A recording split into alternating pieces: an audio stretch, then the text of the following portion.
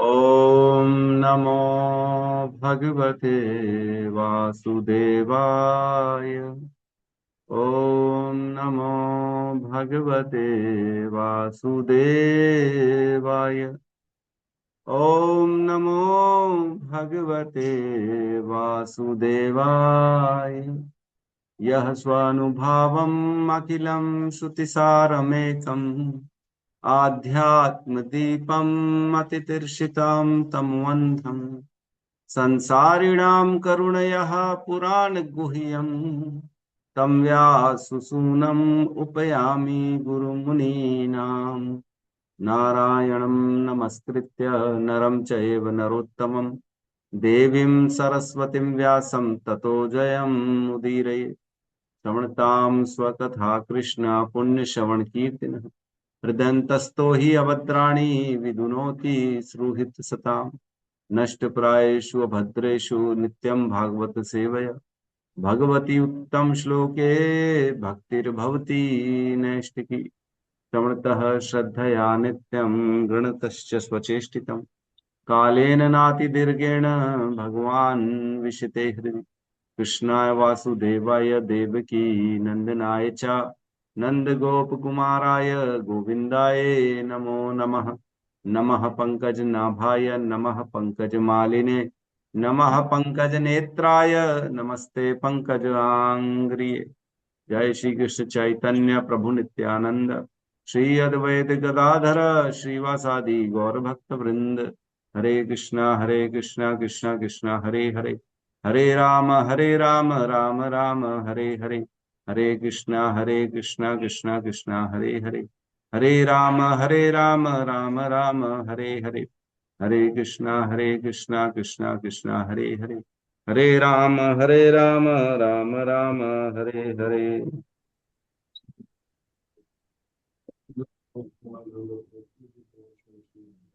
हरे कृष्णा। हरे कृष्ण प्रभु जी सादा प्रणाम। हरे कृष्णा माता जी। सभी का स्वागत है प्रातःकालीन श्रीमद् भागवतम के सत्र में। और हमने जो है कल तो नहीं परसों हमने श्लोकों को लिया था। श्लोक क्रमांक 8 और 9 को लिया था, राइट। 8 और 9 को परसों लिया था, जिसमें कहते हैं यदि पूर्ण पुरुषोत्तम भगवान जिनके उदर से कमल नाल अंकुरित हुआ है अपने माप के अनुसार विराट शरीर धारण कर सकते हैं, तो फिर श्री भगवान के शरीर तथा सामान्य जीवात्माओं के शरीर में कौन सा विशेष अंतर। प्रश्न था कि भगवान का शरीर और जीवात्माओं का जो शरीर है इसमें भेद क्या। यद्यपि वो भी अपने शरीर को बड़ा कर सकते हैं और जीवात्माओं का शरीर भी बड़ा छोटा होता रहता है उनके कर्मों के अनुसार। वही जीवात्मा कभी चींटी का शरीर लेती है, कभी हाथी का शरीर लेती है, तो उनके तत्वों में भी भेद आ जाता है। कभी मछली का शरीर ले रही है, कभी चिड़िया का शरीर ले रही है, तो दोनों के तत्वों में अलग हो गया। कभी स्टार फिश का, जेली फिश का, ऑक्टोपस का शरीर ले रही है जो एकदम चिपचिपा, एकदम बोन्स के रहित होता है, उसके हड्डियां नहीं होती। तो इस तरह के अलग अलग शरीर लेता है जीवात्मा। भगवान भी अपने शरीर को अलग अलग दिव्य शरीर बना देते हैं, कभी बड़ा छोटा बना देते हैं। भेद क्या है दोनों में? ऐसा क्या है? और फिर 9वें श्लोक में लिया ब्रह्मा जो किसी भौतिक स्रोत से नहीं अपितु श्री भगवान की नाभि से प्रकट होने वाले कमल के फूल से उत्पन्न हुए हैं, वे उन सब के सृष्टा हैं जो भौतिक रूप से जन्म लेते हैं। निस्संदेह भगवत कृपा से ही ब्रह्मा श्री भगवान का स्वरूप को देख सके। तो कह रहे हैं कि ब्रह्मा जी ने भगवान की कृपा से उनको देख पाए। ब्रह्मा जी ने जिस भगवान का दर्शन किया वो उनके अनुग्रह था, जो भगवान ने उनको अपना दर्शन दे दिया। तो कृपया करके वो भी प्रसंग बताएं कैसे उन्होंने ये सब काम किया। तो आज हम प्रवेश करेंगे श्लोक क्रमांक 10 में, है ना। उससे पहले एक श्लोक क्रमांक 24 को देख लेते हैं हम, है ना, क्योंकि 24 का जो श्लोक है वो सबसे रिलेटेड है, सभी श्लोकों से, सभी प्रश्नों से रिलेटेड है। तो हम एक बार श्लोक 24 पढ़ते हैं, फिर हम श्लोक क्रमांक 10 में प्रवेश करेंगे। ठीक है। आप लोग सोचेंगे अरे क्या हो गया प्रभु जी को, ऐसा जंप क्यों मार रहे हैं। 10 में हैं और 24 पढ़ा रहे हैं। तो 24 जो है वो सभी प्रश्नों के बाद जो है परीक्षित महाराज कहते हैं कि हे मेरे जो है सुखदेव गोस्वामी, कृपा करके आप मेरे को जो है सभी श्लोकों जो मैंने प्रश्न पूछे उसको तत्व से बताइए, है ना। देखो श्लोक क्या लिखा है। सर्वम एतच्च भगवान पृच्छतो में अनुपूर्वशः। मैंने जो पूर्व में आपसे पूछा था, हे मेरे भगवान, सर्वमेव एक तच्छ, जो मैंने ये सब कुछ पूछा आपसे, भगवान का उनको उपाधि दे रहे हैं सुखदेव गोस्वामी को, क्योंकि वो भगवान के बारे में सब वर्णन कर पा रहे हैं, सब कुछ बता पा रहे हैं, उनको सब कुछ मालूम है। क्या कह रहे हैं वो, तत्वो तत्व अर्हसी, तत्वतो अर्हसी उदाहरतम प्रपन्नाय महामुने। हे महामुनि सुखदेव गोस्वामी, हे, जो अब इसका अनुवाद भी पढ़ लेते हैं। हे भगवान के प्रतिनिधित्व स्वरूप महर्षि, आप मेरी उन समस्त जिज्ञासाओं को, जिनके विषय में मैंने आपसे प्रश्न किए हैं, तथा उनके विषय में भी जिन्होंने मैंने जिज्ञासा करने के प्रारंभ में प्रस्तुत नहीं कर सका, उनके बारे में भी कृपा करके जिज्ञासा शांत कीजिए, क्योंकि मैं आपकी शरण में आया हूं, अतः मुझे इस संबंध में पूर्ण ज्ञान प्रदान कीजिए। मतलब तत्व से आप बताइए मुझे जो भी मैंने प्रश्न पूछा है और जो नहीं भी पूछा है। तत्व तो अर्हसी, तत्व तो अर्हसी उदाहरतम, है ना। इसका अर्थ ये हुआ कि आप मुझे जो भी बताएं, कृपया तत्व से बताएं, जितने भी मैंने आपसे प्रश्न पूछे। तो हम जितने भी प्रश्न हैं यहाँ पे, वो सारे के सारे प्रश्न पूछा जा रहा है परीक्षित महाराज से, और परीक्षित महाराज सभी को तत्व से जानना चाहते हैं। तत्व से जानना मतलब गहराई से, अच्छे से समझना, सारी बारीकियों को जानना, ऊपर ऊपर नहीं जानना, ऊपर ऊपर से नहीं। तो श्लोक क्रमांक 10 में प्रवेश करते हैं। अब जो भी प्रश्न पूछे गए हमारे हमारे हमने जो भी देखा, परीक्षित महाराज ने 7, 8, 10, 11 इन सब में वो तत्व से हम अंडरस्टैंड करेंगे कि ये प्रश्न पूछ रहे हैं कि तत्व से बताइए इसका अर्थ, है ना। ठीक है। श्लोक क्रमांक 10 दिख रहा है क्लियर? क्लियर है सभी को? ठीक है, साथ में दोहराएंगे।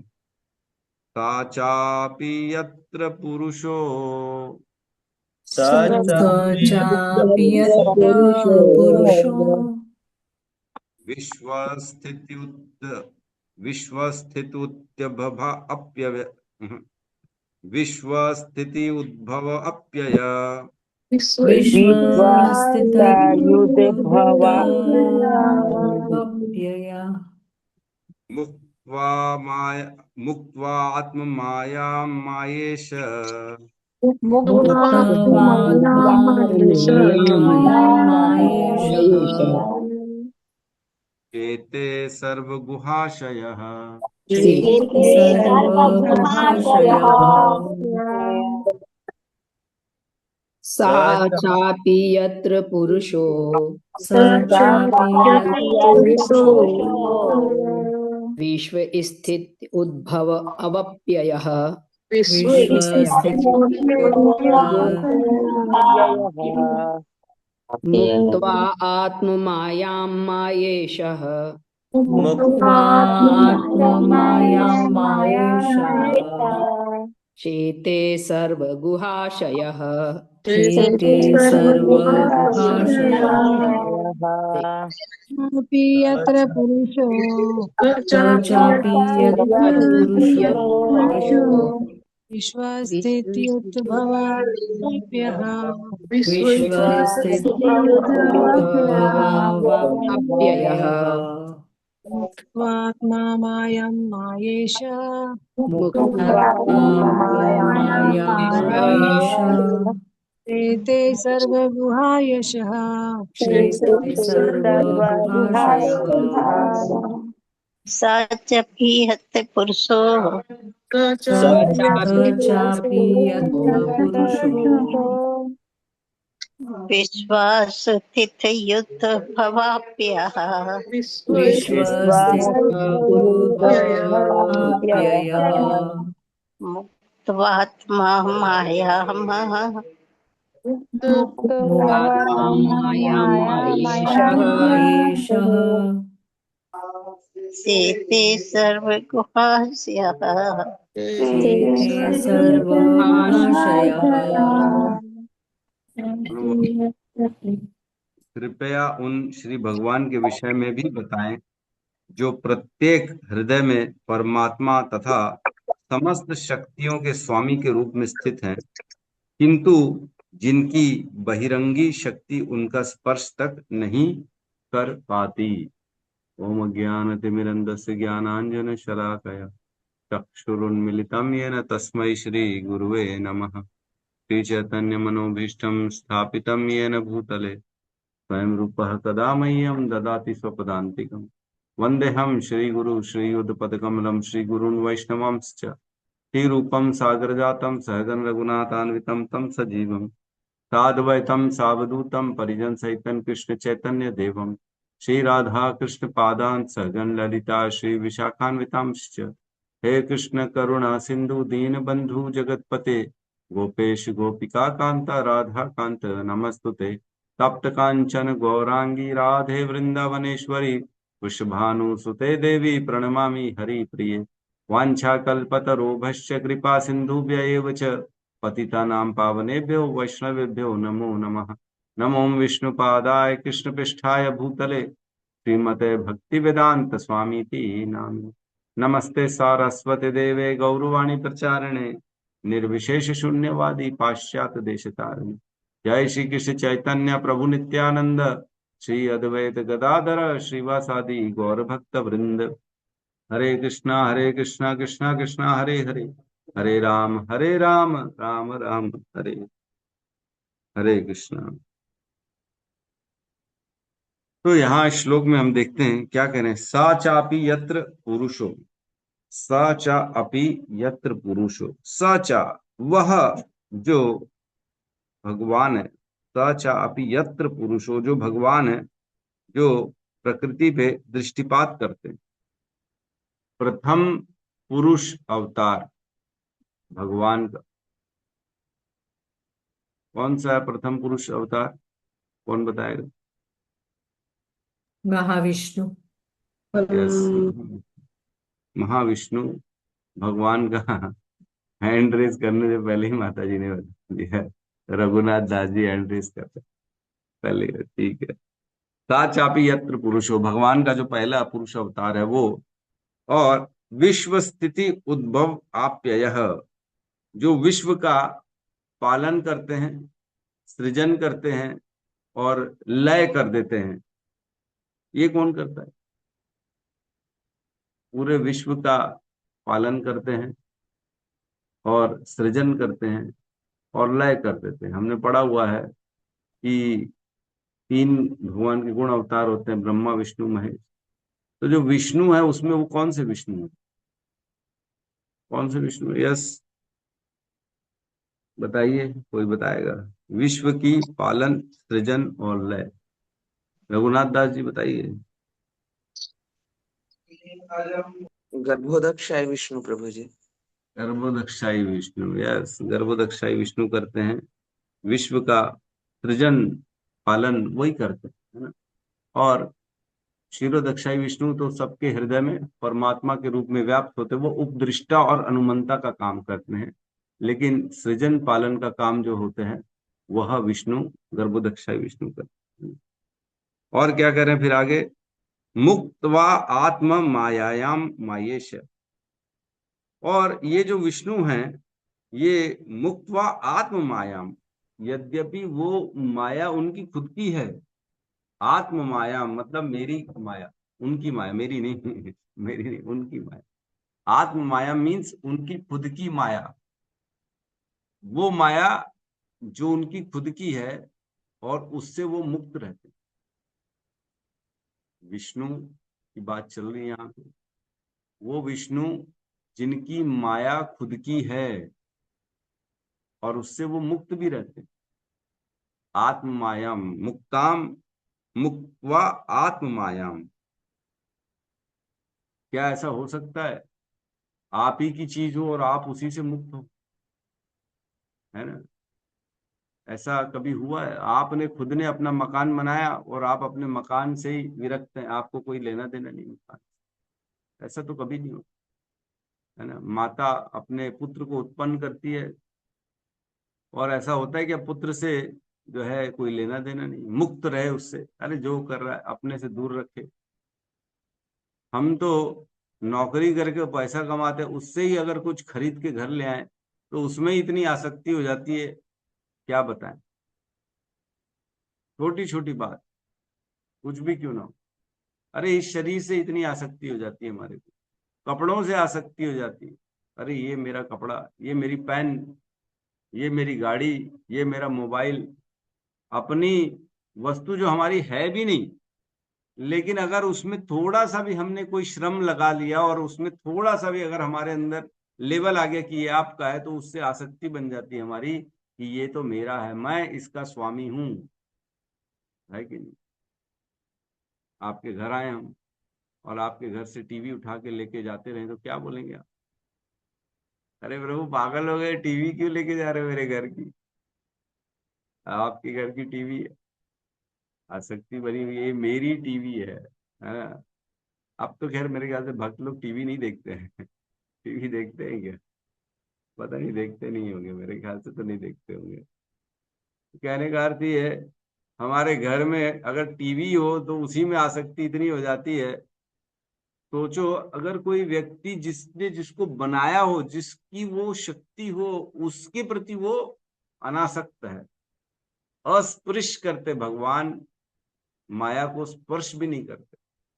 सोचो, मुक्तवा, मुक्त रहते सदा माया से, जबकि उनकी खुद की है वो माया। ऐसा बहुत कम होता है, इतना वैराग्य कहाँ है किसी के अंदर, नहीं। तो मुक्तवा आत्म माया, भगवान मुक्त रहते हैं अपनी अपनी ही माया शक्ति से। और क्या है वो? मायेश, और वो माया के ईश्वर भी हैं। ईश्वर मीन्स कंट्रोलर। अच्छा, कंट्रोलर हैं और अस्पृश, स्पर्श भी नहीं कर रहे, ऐसा कैसे हो सकता है? आप किसी चीज को कंट्रोल कर रहे हैं लेकिन उसको स्पर्श भी नहीं कर रहे। जैसे टीवी, टीवी को कंट्रोल तो करते हैं लेकिन हम टीवी को स्पर्श नहीं करते, रिमोट कंट्रोल से कंट्रोल कंट्रोल कर लेते, दूर से ही कंट्रोल कर लेते। भगवान भी ऐसे ही माया को स्पर्श नहीं करते, यद्यपि वो इसके कंट्रोलर है, ईश्वर है। जैसे व्यक्ति की छाया, हम अपनी छाया को कंट्रोल करते कि नहीं करते? जैसा हम करेंगे वैसी माया करेंगे कि नहीं करेंगे? माया बोलो, छाया। छाया अगर हम देखेंगे, सूर्य के सामने हम ऐसे हाथ हिला रहे हैं तो हमारी छाया भी हाथ हिलाती। उसको कौन हिलाने के लिए बोला? क्योंकि हम उसको कंट्रोल कर, यद्यपि हम उसको स्पर्श नहीं कर रहे हैं लेकिन कंट्रोल हम ही कर रहे हैं हमारी छाया को। वैसे ही भगवान माया को कंट्रोल करते हैं और उसको स्पर्श तक नहीं कर सकते। है ना? तो ये बहुत सुंदर इसका उदाहरण दिया हुआ है ब्रह्म संहिता में।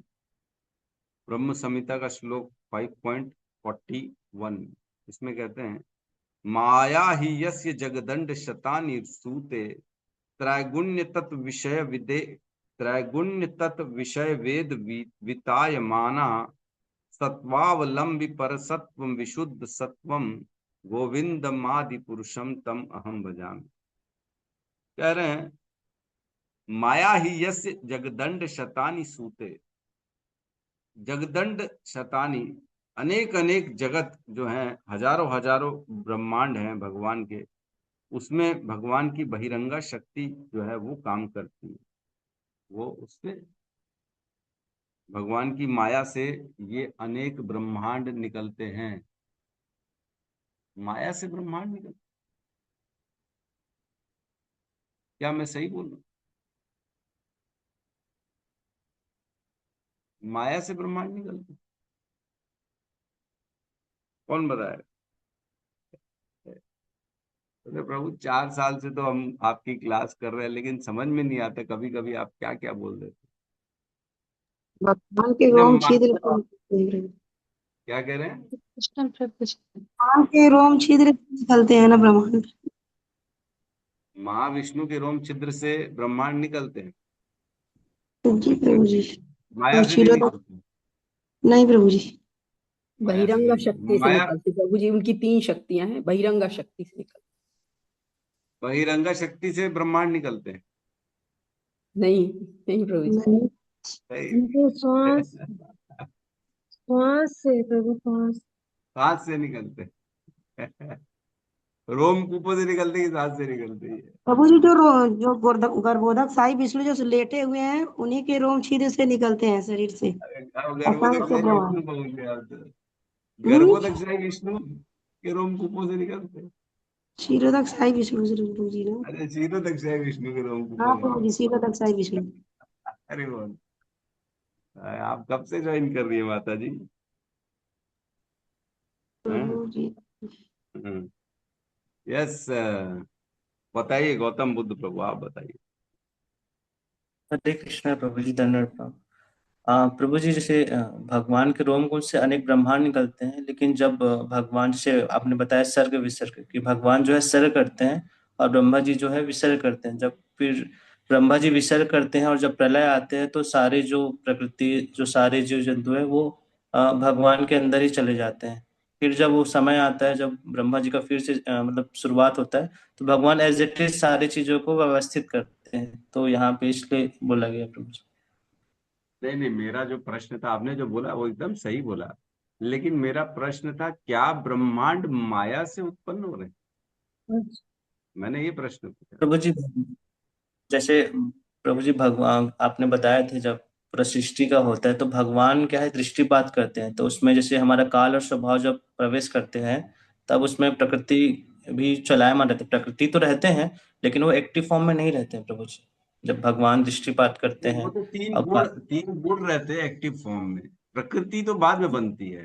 3 गुण की बात जी, चल रही थी, जो आप बोले दृष्टिपात होता है, वो 3 गुणों में दृष्टिपात होता है, तब 3 गुण एक्टिव फॉर्म में आते हैं। लेकिन माया कहाँ है? यहाँ पे माया का वर्णन चल रहा है। कहाँ है माया? है उनकी शक्ति है प्रभु जी, अब ये नहीं समझ में आ रहा उनकी शक्ति है कौन सी है, नहीं। 3 साल हो गए हमारे को इस पे डिस्कशन करते करते, लेकिन बड़ा ये अध्यात्म भी आसान थोड़ी है, नहीं, केवल प्रभु जी सुनने से। जैसे सही नहीं, है। प्रभु जी से आपने ये बताया थे कि ब्रह्मा जी ने सृष्टि से पहले अविद्या का निर्माण किए थे। तो वो पहले से ही ऑलरेडी माया रहते हैं। जब भगवान से सारे जब ब्रह्मांड आते हैं, तो माया तो हाँ, ऑलरेडी उसमें रहते, तभी तो हम जब अविद्या तो पहले ही बन चुका है, उसके बाद हम सभी आते हैं। तो अविद्या तो ब्रह्मा जी बनाते हैं ना। हाँ, सृष्टि से पहले तो वो ब्रह्मा जी तो भी तो ब्रह्मा माया जी, में मेरी बात सुनो ना, ब्रह्मा जी मतलब प्रकट हो चुके, उसके बाद अविद्या बनी। नहीं नहीं, सृष्टि से पहले, सृष्टि से पहले। तो ब्रह्मा जी नहीं थे तब? नहीं नहीं, मतलब हम जब नहीं थे, जब सृष्टि जब बन रहे, मतलब सृष्टि से पहले ब्रह्मा जी जब थे, आ चुके थे, तो ब्रह्मा जी ने वो 5 प्रकार से अविद्या बनाए थे। अब लेकिन जो ब्रह्मा जी माया है, प्रकट होने के अब ब्रह्मा जी के प्रकट होने के बाद अविद्या बनाई उन्होंने, है ना, कहने का अर्थ हाँ ये। हाँ, लेकिन प्रभु जी जब भगवान ने जब ब्रह्मांड बनाए होंगे, जब भगवान उसमें प्रवेश किए होंगे परमात्मा में, तो उसी समय माया भी प्रवेश करते हैं प्रभु। जैसे काल शक्ति प्रवेश करते हैं, तो उसी समय भी भगवान की माया प्रवेश करते हैं। तभी हम जब आते हैं, सारी चीजें व्यवस्थित होती है, तभी कर्म के अनुसार सबको दिया माया जाता है। माया प्रवेश करती है, ये कहाँ वर्णन हुआ हमारा? नहीं नहीं, प्रभु माया कहीं पढ़ा प्रवेश नहीं हमने कि करती है। माया जब प्रवेश करती है, जैसे दृष्टिपात होता है, स्वभाव प्रवेश करता है, काल प्रवेश करता है, तब मैंने कहीं बताया माया प्रवेश करती है। नहीं, माया माया वैसे प्रवेश नहीं, ऐसा नहीं बताया प्रभु जी। भगवान तो डालते ही होंगे ना प्रभु जी पहले से अपनी शक्ति को, वो तो हाँ, ये बहिरंग आपकी शक्ति। अंडरस्टैंडिंग है, ये आपकी मन की कल्पना है कि भगवान डाल देते होंगे, आपको नहीं ऐसा नहीं लगता नहीं नहीं है। प्रभु जी, मतलब ऐसा है, जैसे भगवान की 3 शक्ति होती है, जैसे बहिरंगा, अतरंगा और तटस्थ शक्ति। तो भगवान की एक शक्ति है बहिरंगा शक्ति, जब वो भगवान क्रिएशन करते हैं ब्रह्मांड, तो उसमें ऑलरेडी रहता ही है, ऐसा है भगवान की, क्योंकि वो भगवान की देखो बहिरंग आप काफी हद तक जो है ना बोल पा रहे हैं, भौतिक शक्ति नहीं लेकिन कह आप सकते प्रभु। एकदम स्पष्ट तरीके से नहीं बोल पा रहे हैं, आप में जी थोड़ा जी, सा अभी भी कंफ्यूजन भौतिक है। शक्ति कह सकते हैं, भगवान की भौतिक शक्ति। अरे ये नहीं पूछ रहा मैं, ये पूछ रहा हूँ कि ठीक। ब्रह्मांड माया से प्रकट होते हैं क्या, कहाँ से प्रकट हुए? शिल्पा माता जी आप बताइए। हरे कृष्णा प्रभु जी, मुझे पता नहीं है सच है या गलत, बट ट्राई करती हूँ। हाँ, जब ये महाविष्णु जो दृष्टिपात करते हैं, उनकी दृष्टि में से जब काल से दृष्टिपात करते हैं तो उसके संग माया आती है, और तभी जीवों को जो अपनी कर्मों के हिसाब से जो शरीर मिलना होता है, उसके पहले आपको माया ये लग आती। रहा है, आपको ये लग रहा है दृष्टिपात करते माया का वो ब्रह्मांड में, ऐसा?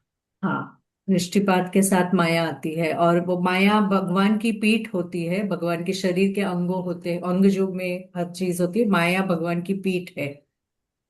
लेकिन वो दृष्टिपात से जाती है, आंखों से जाती माया से, है पीठ में लेकिन आंखों से चली जाती दृष्टिपात से।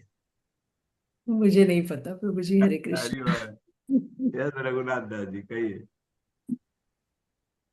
प्रभु जी, जैसे कि प्रधान होता है सबसे पहले। ह- हरे कृष्णा।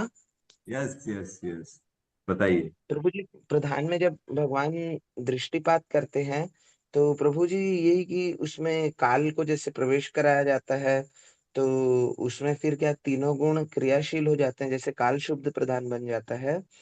और प्रभु जी फिर उसमें स्वभाव प्रवेश करते हैं, तो परिवर्तित प्रधान बनता है। फिर उसमें कर्म प्रवेश करते हैं, तो महातत्व का निर्माण होता है। तो प्रभु जी इस तरह से जब तीनों गुण जो है प्रविष्ट हो जाते हैं, तो प्रभु जी उसके बाद फिर माया, प्रभु जी क्योंकि रजोगुण सतोगुण और तमोगुण जब प्रवेश हो जाते हैं इस भौतिक ब्रह्मांड में, तब प्रभु जी माया माया एक्टिव फॉर्म में आती है। तीन गुण कब प्रवेश करते हैं? जी प्रभु जी। आपने बहुत, जो शुरुआत में एक पॉइंट बोला ना, बहुत जबरदस्त पॉइंट, हिट करने वाला पॉइंट बोल दिया आपने, प्रधान। प्रधान तक अभी कोई पहुंचा नहीं है। सृष्टि बनती कैसी है हमने पढ़ा है। सबसे पहले होता है प्रधान, प्रधान से बनता है महातत्व, और महातत्व से बनती है प्रकृति। प्रकृति। ठीक, जी। यहाँ तक तो एकदम परफेक्ट। अब प्रधान क्या है? प्रधान तीनों गुणों की सुप्त अवस्था है कि नहीं? तीन गुण हैं लेकिन अव्यक्त अवस्था में, तीनों गुण हैं इनएक्टिव फॉर्म में, दिख नहीं रहे, समझ में नहीं आ रहा। अब महाविष्णु के रोमकूपों से क्या निकल रहा है? प्रधान, प्रधान निकल रहा है ना। प्रधान क्या है? अव्यक्त अवस्था है तीन गुणों की, उसमें दृष्टिपात करते हैं तब एक्टिवेट होते हैं वो तीनों गुण। फिर उसमें काल जाता है, स्वभाव जाता है, कर्म जाता है, जीवात्माएं जाती हैं, सब कुछ जाता है उसमें। माया का तो हमने यहाँ वर्णन ही नहीं किया कि माया कब प्रवेश करती है ना। अपने आप लोग मनोचिंतन मनोकल्पना कर रहे हैं कि माया भी दृष्टिपात से जा रही है। अरे माया तो है ही नहीं, यहाँ पे दृष्टिपात थोड़ी हो रहा है माया का। माया तो भगवान की शक्ति है। अच्छा, अब माया की हमने ना तीन जो है सेक्शन पढ़े हैं। माया का जो है विभाजन होता है ना, माया तीन रूपों में आती है। क्या क्या है तीन रूप माया के, किसी को याद है कि नहीं?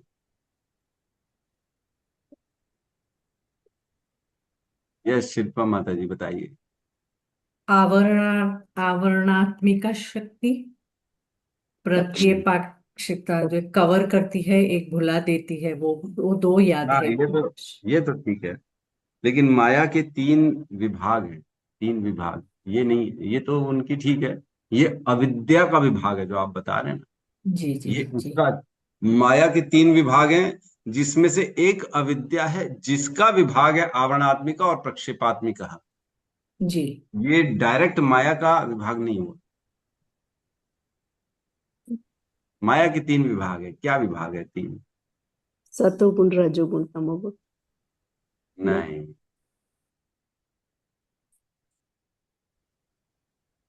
आज तो पजल ही पजल हो गए लोग, बोल रहे क्या हो गया ये प्रभु। हाँ। प्रभु नहीं समझ में आता, नहीं समझ, तुरंत समझ में आता, सब भूल जाते हैं, नहीं बैठते।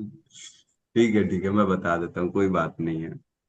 लेकिन हमने इसका बहुत बार डिस्कशन किया है। माया के 3 विभाग होते हैं।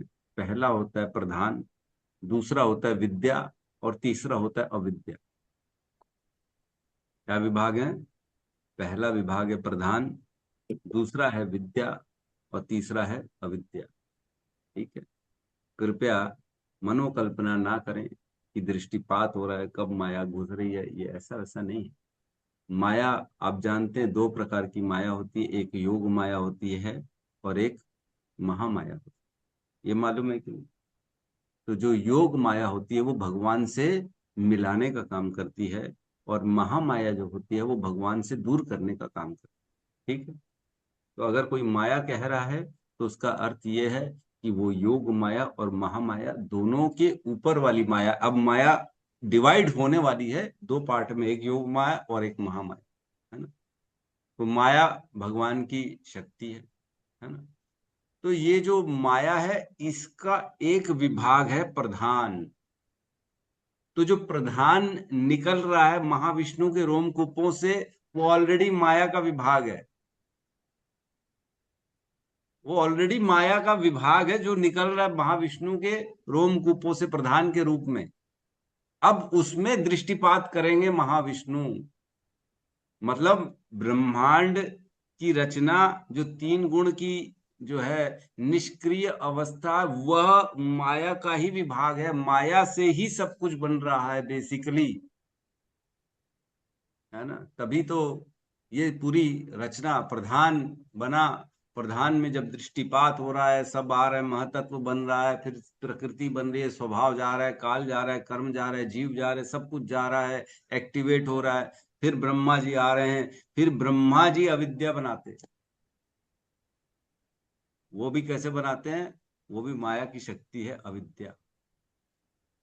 और विद्या, ये भी विद्या भी ये भी योग माया की शक्ति है जो हमें भगवान से जोड़ती है।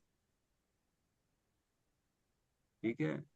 कभी भी कंफ्यूज नहीं होना कि ये क्या है ना। कई बार हम लोग कंफ्यूज हो जाते हैं, ऐसा नहीं, कंफ्यूज नहीं होना है। थोड़ा सा डिटेलिंग करेंगे, खैर दोबारा जब तक पढ़ते नहीं है तब तक हम समझ में नहीं आते। तो क्या होता है, जो भगवान की एक अंतरंगा शक्ति है और एक बहिरंगा शक्ति है ना। तो बहिरंगा शक्ति जो है वो माया है, और अंतरंगा जो शक्ति होती है वो भी 3 भागों में बंटती है ना? अंतरंगा शक्ति जो होती है वो 3 भागों में बंटती है, सत, चित और आनंद। ठीक है। प्रभु सत, जी संविद संगिनी ये भी कुछ है ना? हाँ मैं बता रहा हूँ अरे जी। सब बता।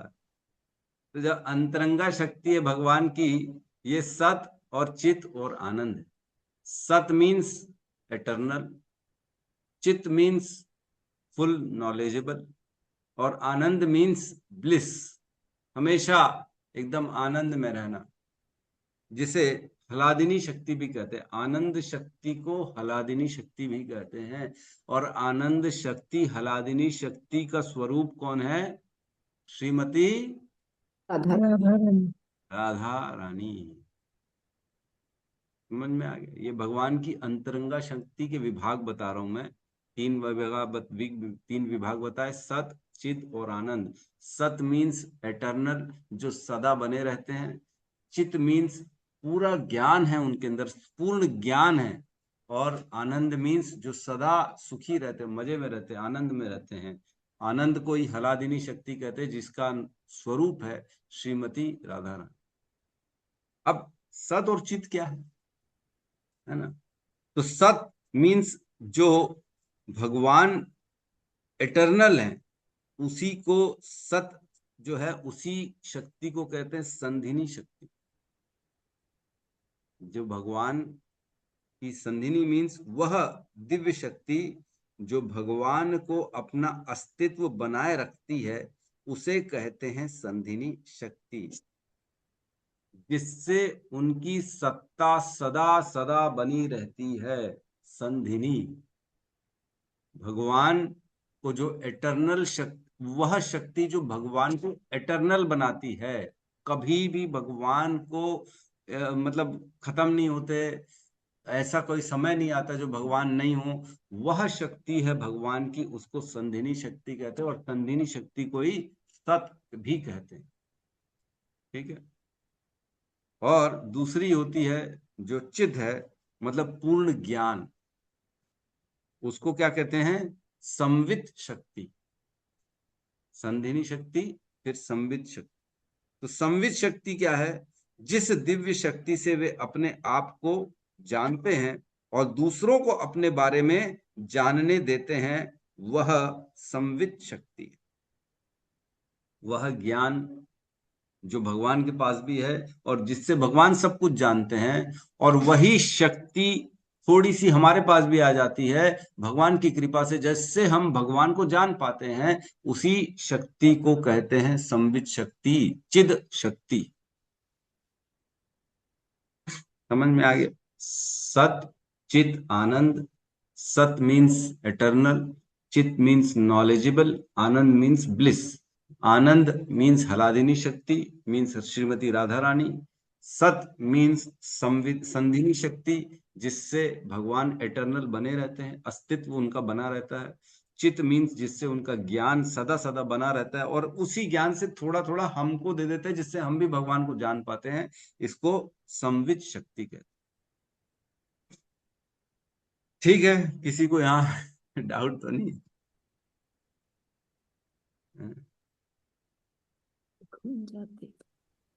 ठीक है। तो हम कहाँ थे? हम बेसिकली माया में थे, है ना? हम माया में नहीं थे, हम नहीं माया में प्रभु नहीं जी, थे। माया ही में है प्रभु जी, तभी तो समझ में नहीं आता ना क्यों प्रभु जी, बुलाया। इस आनंद को क्या कहते हैं? हलादिनी स- शक्ति। अच्छा, तो सत को संधिनी शक्ति, चित्त को संवित शक्ति और आनंद को अलादिनी शक्ति। जी, यस, हरे कृष्ण। ठीक है। तो हम माया में हैं, बात तो सही है, एकदम सही कह रहे हैं, हम माया में ही है। जो समझ में नहीं आता, कंफ्यूजन में आ जाते हैं कि ये हो क्या रहा है। तो हम वापस इस श्लोक में आते हैं ना। श्लोक में तो हमने पहले सा चापी यत्र पुरुषो, वह पुरुष जो भगवान, जो पहला पुरुष है, जो भगवान का पुरुष अवतार है, जिसे महाविष्णु कहते हैं। और दूसरा विश्व स्थिति उत्पव आप्यायः, जो भगवान इस विश्व का पालन, सृष्टि और नाश करते हैं, गर्भोदक्षाई विष्णु। और तीसरा मुक्त्वा आत्म माया मायेश, ये भगवान जो है ना, ये क्या है? ये अपनी ही माया से मुक्त रहते हैं, माया को स्पर्श भी नहीं करते हैं। वह माया जो भगवान की शक्ति है, वह यद्यपि माया भगवान भगवान माया के ईश्वर है, तो भी वो उसको अस्पृश करते हैं और उसके कंट्रोलर भी है। जैसे हम बताए कि एक हमारी छाया है या फिर हमारा टीवी है, जिसको हम अस्पृश करके कंट्रोल भी करते हैं, ऐसे भगवान माया से कोई उनका मोह नहीं रहता, माया से, यद्यपि उन्हीं की शक्ति। और आगे कह रहे हैं शेते सर्व गुहाशय, और वो भगवान जो पुरुष हैं, वो शेते शयन करते हैं। कहाँ शयन करते हैं? सर्व गुहाशय। और वो कौन है? सर्व गुहाशय मीन्स सबसे गुह्य स्थान में जो रहता है, जो शयन करता है। सर्व गुहाशय का अर्थ है समस्त, एकदम सबसे कॉन्फिडेंशियल स्थान में रहने वाले जो हैं, उसे सर्व गुहाशय कहते हैं। सबसे कॉन्फिडेंशियल जगह या सबसे गहरे स्थान में रहने वाले को सर्व गुहाशय कहते हैं, ऐसा भी कह सकते। तो यहाँ जो बात चल रही है, ये परमात्मा के रूप में बात चल रही है। सब सब जगह एकदम कॉन्फिडेंशियली जो रहते हैं, वो कौन है? वो क्षीरोदक्षाई विष्णु है, जो परमात्मा के रूप में सबके हृदय में रहते हैं। और सर्व गुहाशय का अर्थ ये हुआ कि वो ऐसे स्थान में हमेशा रहते हैं, ऐसा कभी समय नहीं था कि वो ना रहें। तो अर्थात जब ये सृष्टि थी तब भी थे, जब सृष्टि नहीं थी तब भी थे, और सृष्टि जब खत्म हो जाएगी तब भी रहेंगे। सर्व गुहाशया, सदा सदा के लिए रहेंगे वो ऐसे स्थान में जो एकदम गहरा कॉन्फिडेंशियल स्थान है। उस स्थान में वो सदा रहते, और रहते भी क्या है, शेते, शयन करते। तो आप लोगों ने अगर ध्यान दिया होगा तो तीनों विष्णु जो है, महाविष्णु, गर्भोदक्षाई विष्णु, चाहे क्षीरोदक्षाई विष्णु, तीनों शयन करते। तीनों सोते हैं कि नहीं सोते? यद्यपि हमारे जैसे नहीं सोते हैं, जैसे हम लात तान के सोते हैं और किसी का भान नहीं रहता हमारे को। घोड़े बेच के सोते, कुछ पता ही नहीं पड़ रहा है क्या हो रहा है क्या नहीं हो रहा है ना। हल्ला मच रहा है, कोई आ रहा है जा रहा है, तो भी हम सोते रहते हैं, हमको पता ही नहीं पड़ा। हम तो बैठे बैठे सो जाते हैं लेटने तो दूर की बात, कई लोग बैठे बैठे सो जाते हैं। बहुत ट्रेवलिंग करता हूँ मैं, बहुत तो नहीं करता लेकिन जितनी भी करता हूँ मैं देखता हूँ कई बार बैठे बैठे बेचारे ऐसा फिर खराटे भी निकलना चालू हो जाते हैं उनके। पता नहीं क्या ऐसा बीमारी है कि क्या है। अच्छा, लोग कथा में ज्यादा सोते हैं।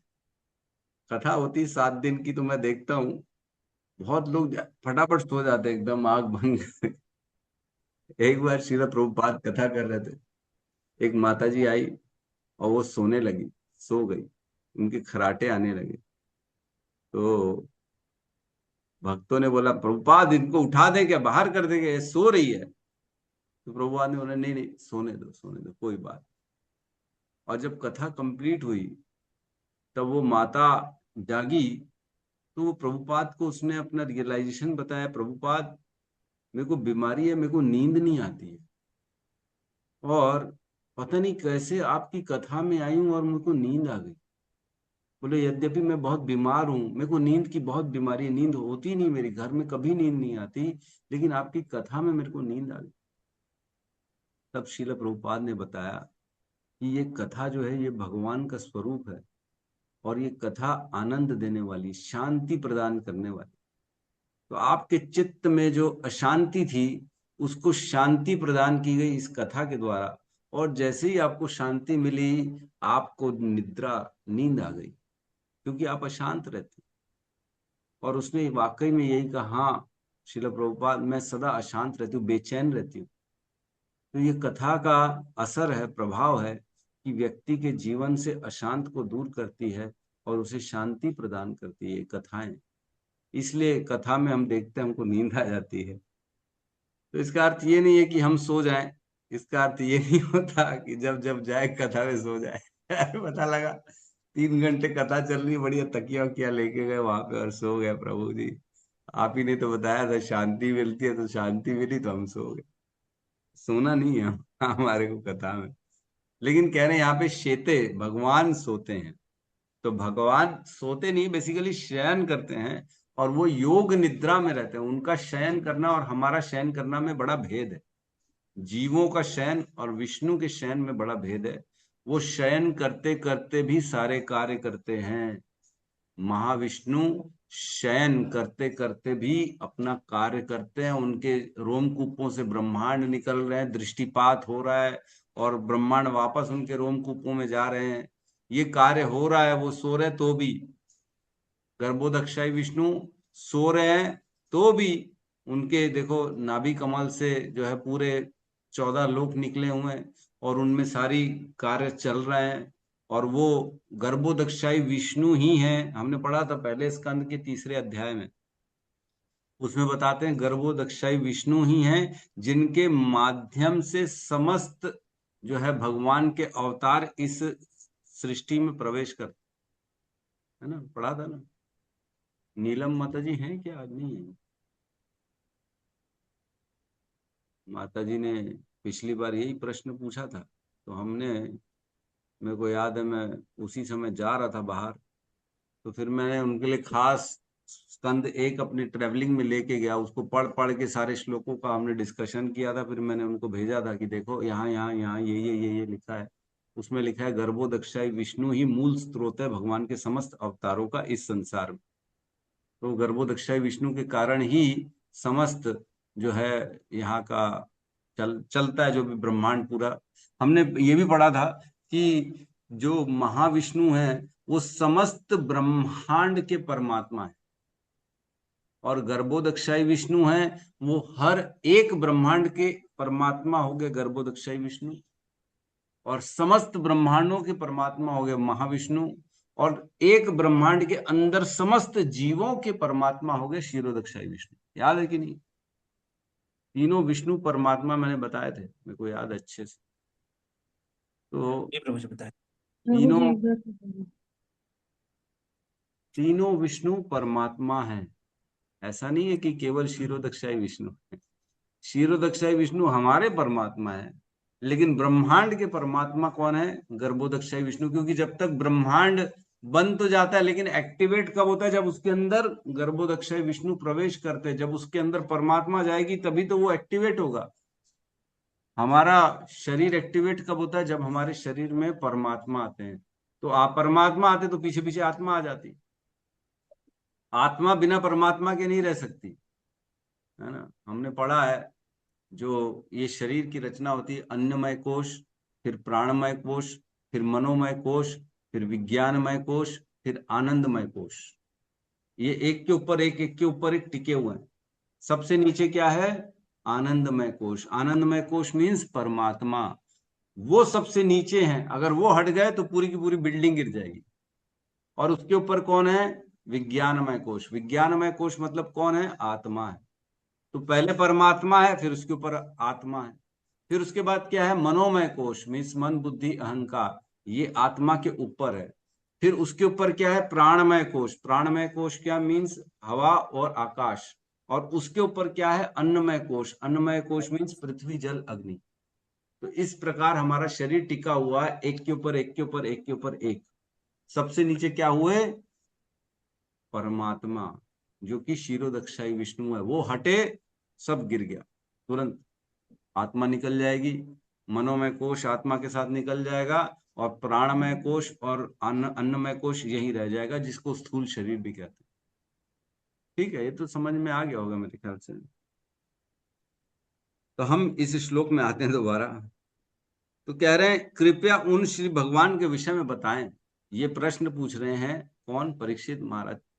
मैंने बताया 24वां श्लोक पहले पढ़ा है। तत्व से बताइए कृपया करके मेरे को उनके बारे में, जो दृष्टिपात करते हैं, जो पालन संहार और उत्पत्ति के कारण हैं, और जो माया के ईश्वर हैं, और यद्यपि माया से अस्पृश्य रहते हैं, और वो शयन करते हैं, और वो सबके परमात्मा है, सबसे गुह्य स्थान में रहने वाले हैं, वो भगवान के पुरुष अवतार। तो बेसिकली तीनों विष्णु के बारे में जानना चाह रहे हैं परीक्षित महाराज कि मुझे आप तीनों विष्णु के बारे में बताइए, जो महाविष्णु है, जो क्षीरोदक्षाई विष्णु है, और जो गर्भोदक्षाई विष्णु है, जो तीनों शयन कर, उनके बारे में बताइए, है ना? तत्व से बताइए, तत्व से। और माया के बारे में बताइए। माया का त्याग करते परंतु माया के स्वामी है। खैर ये तो चलो गुण हो गया, इसके बारे में मत बताइए, क्योंकि जब वर्णन करेंगे विष्णु का तो इसका भी वर्णन हो ही जाएगा। तो तीनों विष्णु जो हैं, तीनों विष्णु, एक जो है मैंने श्लोक भेजा था, है ना? गौतम बुद्ध प्रभु शेयर करेंगे हमारे चैट बॉक्स में।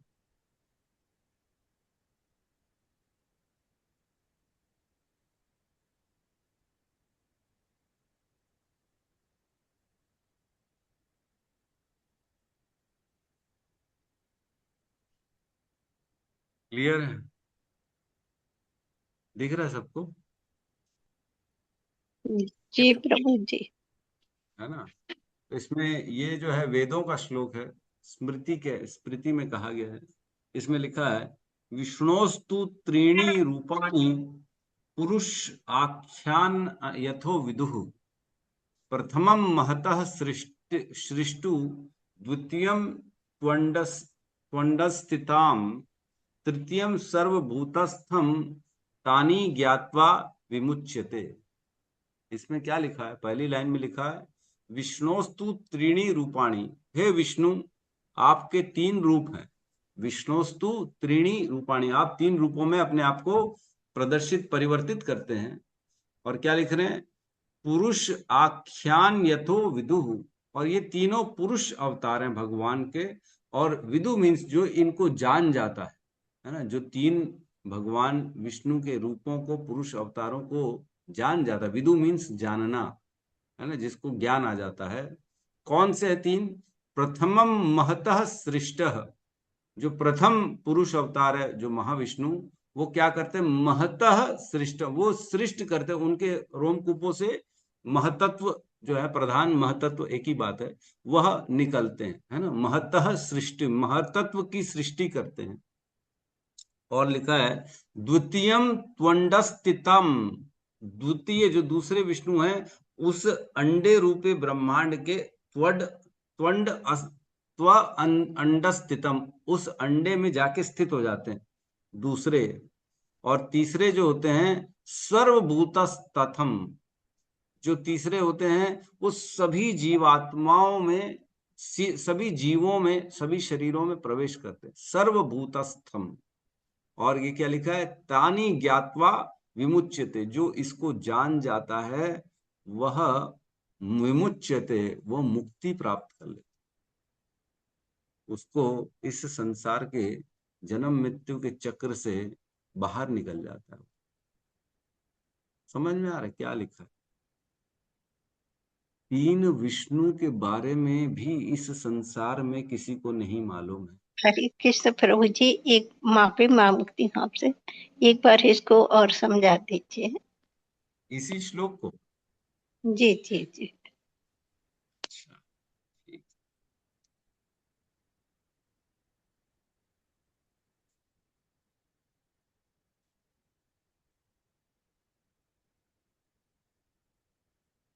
देखो श्लोक ये जो है वेदों का श्लोक है, ये भागवतम का श्लोक नहीं है, भगवत गीता का श्लोक नहीं, वेद का श्लोक है। स्मृति में कहा गया है विष्णोस्तु त्रीणी रूपाणी, भगवान विष्णु के 3 रूप होते हैं। विष्णु के 3 रूप होते हैं, हमने पढ़ा है, लेकिन जनरली संसार में कोई पढ़ता नहीं है, किसी को मालूम नहीं होता कि विष्णु भी 3 होते हैं। ये भी बताएंगे ना तो बोले अरे पागल हो गए तुम, लेकिन है तो 3, हम तो जानते हैं, तीनों का कार्य भी अलग अलग होता है, हम तो पढ़ते हैं। तो यहाँ लिखा विष्णोस्तु त्रीणी रूपाणी, भगवान विष्णु के 3 रूप होते हैं। पुरुष आख्यान यथो विदुः, और जो वो भगवान विष्णु है वो पुरुष रूप में है, उनको पुरुष अवतार कहा गया है। जो इसको जान जाता है उसको, वो तीनों का अलग अलग कार्य जान जाता है। जो 3 रूप हैं और तीनों पुरुष अवतार हैं, और तीनों का अलग अलग जो कार्य है जो वो जान जाता है। वो क्या कार्य है बता रहे हैं, प्रथमम महतः सृष्टम, जो पहला भगवान विष्णु का अवतार होता है वो उसे महाविष्णु कहते हैं, जो कारण सागर में, इस भौतिक ब्रह्मांड के ऊपर लेटे रहते कारण सागर में, और जिनके रोमकूपों से अनेक अनेक ब्रह्मांड निकलते रहते हैं। गौतम बुद्ध प्रभु, तीनों विष्णु का अगर फोटो आप शेयर कर दोगे तो बहुत बढ़िया हो जाएगा और समझाने में। एक बार अगर है ना आप ढूंढ के फटाफट शेयर कर दो, तो जब तक इसकी व्याख्या हो जाएगी हम उसको भी डिस्कशन कर। तो पहले जो महाविष्णु होते हैं वो क्या करते हैं, महतत्व की सृष्टि करते हैं, उनके रोमकूपों से प्रधान निकलते हैं और प्रधान ही परिवर्तित होकर महतत्व बनता है। तो वही कह रहे हैं प्रथमम महतः सृष्टम, वो प्रथम जो महाविष्णु है, जो हाँ महाविष्णु, पहला महाविष्णु है वो कौन है, महाविष्णु, जो कि महतत्व की सृष्टि करते हैं। और देखा द्वितीयम त्वंड अंधस्थितम, दूसरे जो विष्णु होते हैं वो उस ब्रह्मांड के अंदर गर्भ में प्रवेश करके स्थित हो जाते। कौन से हैं वो, गर्भोदक्षाई विष्णु, वो ब्रह्मांड जो अंडा आकार रूप में ब्रह्मांड बना, महातत्व बना, उसमें प्रवेश करके उसमें स्थित हो जाते हैं। द्वितीयम दूसरे, जिसे गर्भोदक्षाई विष्णु कहते हैं। और क्या कह रहे हैं, तृतीयम सर्वभूतस्थम, और जो तीसरे विष्णु हैं वो सभी भूतों में, भूतों में मीन्स जीवात्माओं में, सभी जीवों के साथ, आत्मा नहीं, जीवों के साथ वो हर शरीर में प्रवेश करते हैं और वहां रहते हैं। तृतीयम सर्वभूतस्थम। और लिखा है लास्ट लाइन में, तानी ज्ञात्वा विमुच्यते, जो ये जान जाता है उसे मुक्ति मिल जाती। इसको जानना भी सोचो बड़ा मुश्किल है, हर कोई व्यक्ति नहीं जान पा रहा है ना। तो हमारे जो है गौतम बुद्ध प्रभु ने तीनों विष्णु का फोटोग्राफ शेयर कर दिया। देखो ये वाले जो विष्णु है ना, ये वाले विष्णु है ना, ये ब्रह्मांड के महाविष्णु हैं जो लेटे हुए हैं कारण सागर में। और देखो इनके महाविष्णु कारण दक्षा विष्णु, एक एक ये गोला निकल रहा है ना, ये अलग अलग इनके रोमकूपों से ब्रह्मांड निकल रहे हैं, है ना। अब ये जो ब्रह्मांड निकल रहे हैं, इसके बाद क्या होता है, ये गर्भोदक्षाई विष्णु, ये ये एक एक ब्रह्मांड में खुद जाते गर्भोदक्षाई विष्णु। और देखो इनके नाभि से देखो कमल निकल रहा ना, एक ये कमल, कमल में ऊपर ब्रह्मा जी बैठे हैं। तो ये गर्भोदक्षाई विष्णु है जिनकी नाभि से कमल हुआ, और इसी डंडी के अंदर, कमल की डंडी के अंदर 14 लोक होते हैं। सबसे ऊपर वाला जो लोक है, जो सतलोक जिसे ब्रह्म लोक कहते हैं, वो ये देखो भगवान ब्रह्मा, भगवान तो नहीं, ब्रह्मा जी बैठे हैं जो ये टॉप लोक में, और नीचे ये कमल की डंडी के अंदर 14 लोक हैं, और ये ब्रह्मांड के अंदर जो है ये लेटे हुए गर्भोदक्षाई विष्णु है ना। फिर कहाँ चला गया, फिर ये है क्षीरोदक्षाई विष्णु, है ना। ये रूप जो है ये सभी के हृदय में रहने वाले परमात्मा है, ये भी विष्णु है। तो 3 विष्णु हो गए टोटल, है ना। तीनों विष्णु का कार्य अलग अलग है, और तीनों जो है ब्रह्मांड के परमात्मा है, मतलब सभी ब्रह्मांडों के परमात्मा हो गए महाविष्णु, एक एक ब्रह्मांड के परमात्मा हो गए गर्भोदक्षाई विष्णु, और हर जीवों के परमात्मा हो गए क्षीरोदक्षाई विष्णु। हो सकता है कुछ लोग नए आए हुए हैं तो उनको नहीं मालूम हो ये चीज, आज पहली बार पता पड़ी हो, लेकिन सोचो जो इतना भी जान जाता है उसको भी जो है मुक्ति प्रदान, मुक्ति मिल जाती है, विमुच्यते। संसार में कितने लोग हैं जो 3 विष्णु को जान पा रहे हैं, कितने लोग हैं। हम भी नहीं जानते थे पहले, जब से हम जुड़े इस्कॉन में तब से पता पड़ा कि 3 विष्णु होते, अदरवाइज तो मालूम ही नहीं। आज अगर पड़ोसियों को, दोस्तों को, अन्य अन्य रिश्तेदारों को बताएंगे ना 3 विष्णु है, तो उसी में कंफ्यूज हो, अरे तुम लोग क्या पढ़ते हो, क्या समझते हो, ऐसा थोड़ी होता है। विष्णु तो विष्णु होता है, बोले 3 विष्णु थोड़ी होते। लेकिन मैंने आपको अभी वेदों का श्लोक बताया जिसमें लिखे हैं तीनों विष्णु के कार्य, अलग अलग कार्य हैं, और जो ये जान जाता है उसकी भी मुक्ति हो जाती है। तो हम लोग बड़े सौभाग्यशाली हैं जो आज अध्यात्म में जुड़े हुए हैं, और जो गुरु के माध्यम से हमको इतना स्पष्ट ज्ञान हो गया है कि 3 विष्णु कौन है, उनके कार्य क्या है, और वो कहाँ कहाँ सोते हैं। शयन, शयन मीन्स सोना, मीन्स योग निद्रा। सो मतलब हमारे जैसे सो नहीं रहे, लेकिन वो सोते सोते भी कार्य करते हैं। उनका सोना भी कार्य ही है, ऐसा नहीं कि सो रहे हैं तो उनको होश नहीं है। दारू पी के सोया है तो किसी को पता ही नहीं पड़ता है क्या हो रहा है उसके साथ में। नाली में भी लोग गिर जाते हैं, वहां सोते रहते हैं दारू में।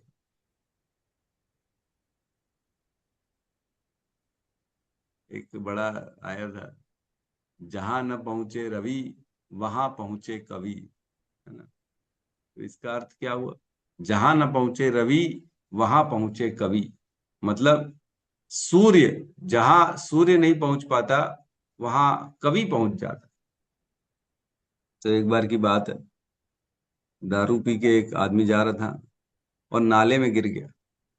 तो नाले में बड़ा गहरा नाला था, नाले में गिर के वो सो गया। वो दारू पिया हुआ था। तो सुबह जब हुई तो सूर्य तो पहुंचा नहीं वहां पे, अंदर सूर्य की किरणें नहीं जा रही थी नाले के अंदर में। तो जब उठा, लोगों ने पूछा, रे कहाँ हो, कौन हो तुम। फिर बोलता है, जहां न पहुंचे रवि वहां पहुंचे कवि, अपने आप को कवि बताता है। और बोलता है जहां सूर्य की किरणें भी नहीं पहुंचती वहां हम पहुंच जाते दारू पी के कवि। तो इस प्रकार से ये विनोद की बात है, मजाक चल रहा है। ऐसा, ठीक है।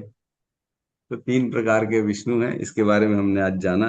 और ये प्रश्न पूछा बेसिकली जो है परीक्षित महाराज ने। सोचो ये प्रश्न नहीं पूछते तो हमको पता कैसे पड़ता 3 विष्णु के बारे में, कौन बताता हमारे को। आज उन्होंने पूछा तो हमको पता पड़ा। ये सब हमारे लिए पूछ रहे हैं, और किसी के लिए नहीं पूछ रहे। ठीक है, तो किसी का प्रश्न है तो हम ले सकते हैं।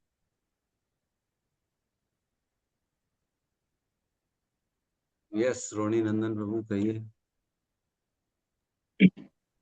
हरे कृष्ण प्रभु जी, नमः राम। प्रणाम। प्रभु जी, आज आपने क्वेश्चन किया था कि माया मतलब ब्रह्मांड जो है माया से निकलती है कि नहीं है ना। तो उसके बारे में इतनी डिटेल चर्चा हो गई, बहुत गहरी चर्चा हो गई। हमेशा कंफ्यूजन रहता है प्रभु जी जो है ना। तो कारणोदक है विष्णु को महाविष्णु भी बोलते हैं, ये कंफ्यूजन रहता है। फिर गर्भोदक है विष्णु, फिर क्षीरोदक है विष्णु। तो मेरे को बहुत ज्यादा कंफ्यूजन रहता है, पता नहीं लोगों को रहता है कि नहीं रहता। तो थोड़ा सा प्रभु जी, जैसे इसमें जैसे सबसे पहले प्रधान रहता है वो सुप्त अवस्था में रहता है, आपने बताया था। फिर जैसे जो महाविष्णु है दृष्टिपात करते हैं, तो उसमें जीव तत्व चले जाता है। और जीव तत्व चले जाने के बाद में जो है ना, वो महातत्व बनता है ना। ये तो बताया था आपने। अब महातत्व से प्रकृति कैसे बनती है वो तो खैर अलग है। तो अभी माया के 3 रूप बताए आपने। माया के 3 विभाग बताए, प्रधान, विद्या और अविद्या। ठीक है। लेकिन माया का एक विभाग है प्रधान, आपने ये बताया। ठीक है। तो माया के एक विभाग प्रधान है, मतलब जो माया तो सबसे पहले से ही है। माया का ही विभाग है प्रधान, वही प्रधान महाविष्णु के रोमकूपों से निकल रहा तो मतलब अभी जैसे हम समझ सकते हैं कि माया से ब्रह्मांड निकलती कि नहीं निकलती, मतलब माया तो पहले से ही है। मतलब है। तीनों विष्णु के पहले से मौजूद है माया। नहीं नहीं, विष्णु के पहले से कैसे हो गई? विष्णु है तभी तो माया है। विष्णु की तो शक्ति है माया। आज देखिए प्रभु अगर जी मेरे रूम, एक बात बताओ, मेरे रूम से अगर पसीना निकल रहा है, तो ये पसीना क्या अलग कोई बाहर से आके निकाल रहा है क्या? मेरी तो शक्ति नहीं। है ना। मेरी हम्म। शक्ति से ही तो मेरे शरीर से पसीना निकलेगा ना। अगर मेरी शक्ति नहीं होगी तो पसीना कैसे निकलेगा? तो वैसे ही भगवान की शक्ति है माया, और उसी माया की एक विभाग है प्रधान, जो प्रधान भगवान के अपना रोमकूपों से बाहर निकल। अच्छा, मतलब विष्णु जैसे महाविष्णु महाविष्णु सबसे पहले प्रधान रहता है ना प्रभु जी, है ना। हाँ, महाविष्णु जब दृष्टिपात करते हैं, तब प्रधान में महातत्व दृष्टिपात करते हैं। प्रधान में दृष्टिपात करते हैं, तो प्रधान के बाद में फिर महातत्व, महातत्व के बाद में प्रकृति बनती है। हाँ हाँ तो अभी जैसे माया का एक जैसे विभाग ही है प्रधान है। अच्छा, मतलब हाँ। महाविष्णु से ही मतलब देखा जाए तो ठीक है, ठीक बोल रहे हैं। महा का मतलब जो है माया का एक भाग प्रधान है। थोड़ा सा इसको और एक करेंगे। अच्छा, अल्टीमेटली कृष्ण के तीनों विष्णु जो है कृष्ण के शक्ति हैं, हाँ, है ना। ये तीनों जो कृष्ण से शक्ति प्राप्त करते हैं, तीनों विष्णु जो हैं, तो तीनों माया का विष्णु थोड़ा भगवान कृष्ण का पुरुष अवतार है। पुरुष अवतार है। हाँ। ठीक है ना। तो मतलब अल्टीमेटली माया से निकलती ब्रह्मांड।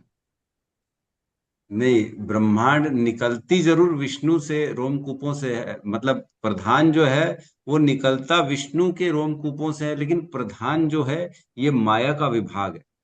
माया खुद भगवान के सामने नहीं आ पाती है, क्योंकि माया भगवान से विलज्जित माना, वो शर्म करती है कि मैं, मेरा काम थोड़ा खराब है ना, इसलिए मैं भगवान के सामने नहीं जाती। यद्यपि माया भगवान की शक्ति है, और माया का ही विभाग है प्रधान, जो भगवान के रोमकूपों से बाहर निकलता है। तो जो प्रधान है वो है माया का, लेकिन निकल रहा है भगवान महाविष्णु के रोमकूपों से। तो माया भी भगवान की है। माया भी तो भगवान की है ना। तो माया भी भगवान की है, और माया का विभाग है प्रधान, जो भगवान के रोमकूपों से निकल। मतलब महाविष्णु से निकल रहा है, मान के चलिए। हाँ, यस। ठीक है। ठीक है। ठीक ठीक। प्रभु जी, जैसे महा मतलब मूल परमात्मा हमारे हो गए, कारणोदय महाविष्णु हो गए ना। आपके नहीं, समस्त ब्रह्मांडों। समस्त समस्त, हाँ हाँ, मतलब मूल परमात्मा हो गए, महाविष्णु हो गए। सभी ब्रह्मांडों के परमात्मा महाविष्णु। अच्छा, और हमारे परमात्मा हो गए, हमारे जीव के परमात्मा क्षीरोदक्ष विष्णु हो गए, एक एक जीव के परमात्मा जो है। हाँ, यस यस और हमारे ब्रह्मांड के परमात्मा गर्भोदक्षाई। गर्भदृष्टा यस। है। हर ब्रह्मांड के, हमारे नहीं, हर हाँ ब्रह्मांड जी, के, हर उस ब्रह्मांड जी। ब्रह्मांड में रहने वाले गर्भोदक्षाई विष्णु वहां के परमात्मा। जी ठीक है प्रभु। प्रभु जी, अभी तो समझ में आया, पर टिके बस आपके जैसा टिकता नहीं है। बस भगवान से यही प्रार्थना है, वो कौन सी शक्ति है आप कह रहे समय दिन, कौन सी शक्ति है जिससे ज्ञान वो खुद भी उनके पास है और हमें दे दें। वो शक्ति चाहिए प्रभु जी थोड़ी सी। संधिनी शक्ति। संधिनी शक्ति चाहिए। नहीं, संधिनी शक्ति तो सत शक्ति है, संधि और संवित शक्ति जो है वो संवित चित शक्ति शक्ति। जी, संवित संवित शक्ति। शक्ति। यस, यस रिपुनाशन प्रभु जी कहिए। राकेश वेदी प्रभु, हरे कृष्णा। रिपुनाशन प्रभु जी, आप अनम्यूट करके बात प्रश्न पूछ सकते हैं। हरे कृष्णा प्रभु जी, धन्यवाद, प्रणाम। प्रणाम प्रभु जी। प्रभु जी, प्रभु जी अभी हमने जाना तो जैसे विष्णु है, गर्भोत्साही विष्णु है, तो इन सब की स्तुति एक ही है, अलग अलग है? जैसे विष्णु सहस्त्र नाम पढ़ते हैं या विष्णु का कोई मंत्र होता है तो सबसे अलग अलग रिलेटेड होता है, सबका मिला हुआ एक ही होता है प्रभु जी? ये सबकी अलग अलग स्तुति होती है प्रभु जी? वो ऐसा है कि तीनों का यद्यपि रोल अलग अलग है ना, लेकिन ये तीनों भगवान के पुरुष अवतार है ना। तीनों विष्णु हैं, तीनों एक के बाद एक एक्सपेंशन हो रहा है। महाविष्णु से ही एक्सपेंशन हो रहा है गर्भोदक्षाई विष्णु का, और गर्भोदक्षाई विष्णु से ही एक्सपेंशन हो रहा है क्षीरोदक्षाई विष्णु का। तो यद्यपि स्रोत सबका एक ही है ना।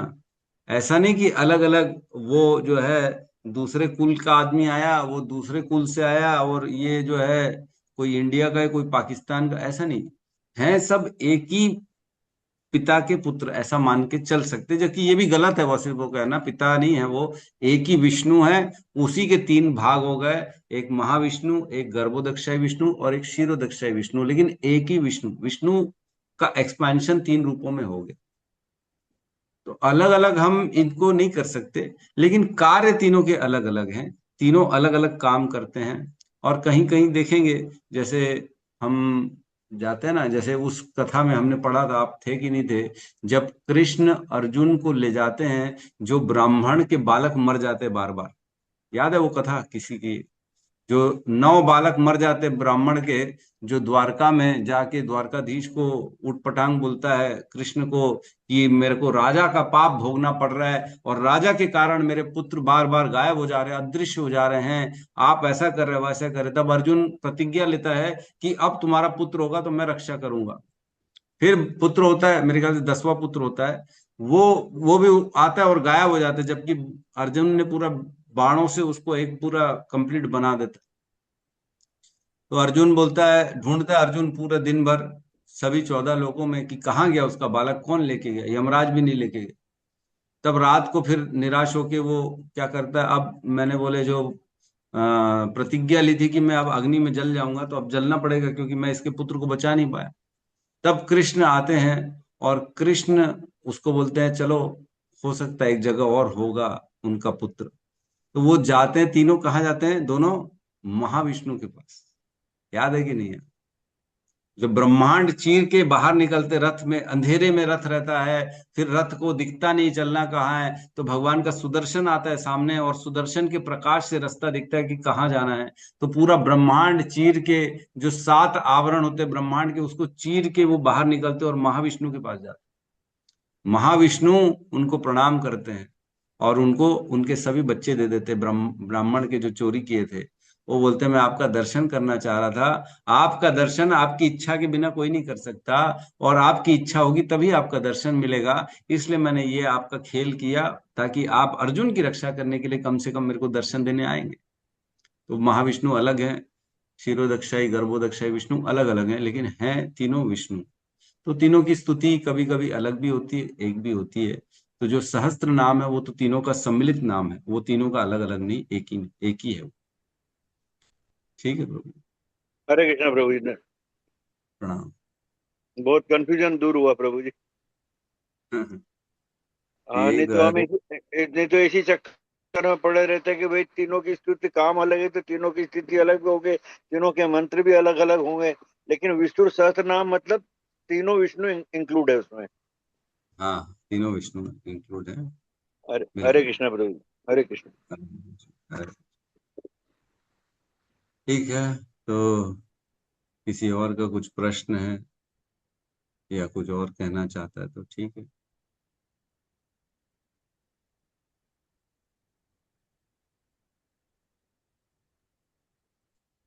क्या होता है कि रोज जैसे जैसे हम जुड़ते हैं ना, रोज कक्षा में, तब जाके ये कंफ्यूजन्स क्लियर होते। अगर हम सोचेंगे कि हम सुनेंगे नहीं तो ये कंफ्यूजन कभी क्लियर नहीं होगी। और कोई सोच ले कि अलग से इसको कोई क्लियर कर दे तो ऐसा मुश्किल है। जब जो प्रसंग आएगा, जब जो श्लोक आएगा, तब उसका विवरण होता है और उसको फिर हम डिटेल में प्रयास करते हैं समझाने का, है ना। तो ऐसे ऐसे कितने आए दिन हम देख रहे हैं। आज 1.5-2 साल हो गए, कितने साल हो गए हमारे को भागवतम करते करते, तो भी बहुत सारे कंफ्यूजन बने हैं और आगे भी बनते रहेंगे। ये आध्यात्म ऐसा है कि ये इतना गहरा है, जिसका जैसे समंदर है ना, कभी कोई नाप नहीं सकता, वैसा अध्यात्म गहरा। जैसे घर में पति पत्नी रह रहे हैं, 20 साल हो गए, रोज खाना खा रहे हैं, लेकिन कभी ना कभी मतलब हम देखते हैं आए दिन जो माता जी है ना, कुछ नई डिश बना देती। 20 साल बाद भी उसके पास उन्हीं इंग्रेडिएंट से कुछ नई डिश बनाने की शक्ति है। नई डिश मतलब आज तक जो खाया नहीं वो सामने आ जाता है। कैसे आ गया? बना तो उन्हीं सबसे। तो उसी प्रकार हम जितना भी पढ़ लें, जितना भी ज्ञान ले लें, लेकिन कुछ न कुछ नया सदा बना रहता है। अध्यात्म सदा बना, जो हमसे दूर रहता है। जो व्यक्ति ये सोचता है कि मेरे को तो सब आ गया है ज्ञान, मैंने तो पढ़ लिया प्रभु, भगवत गीता पढ़ ली, भागवतम पढ़ ली, तो अब मेरे को सब आ गया है।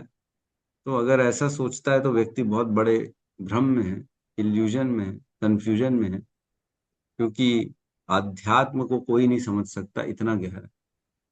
भगवान कहते हैं भगवत गीता के 10वें अध्याय के 42वें श्लोक में कि मैं एक अंश मात्र से इस समस्त ब्रह्मांड को धारण करता हूं, है ना। कृष्ण एक अंश मात्र से पूरे ब्रह्मांड को धारण करते, पूरी सृष्टि को धारण करते। तो उनके बारे में कौन बता सकता है? कौन गहराई से कौन जान सकता है कि ये क्या है, कैसे है? कोई नहीं बता सकता उनके बारे में। वो तो थोड़ा बहुत जो पता पड़ जाता है आचार्यों और गुरुओं की कृपा से, उतना ही। हम उसको भी नहीं समझ पाते, हम उसमें भी कंफ्यूजन में रहते हैं। तो बने रहना अत्यधिक आवश्यक है।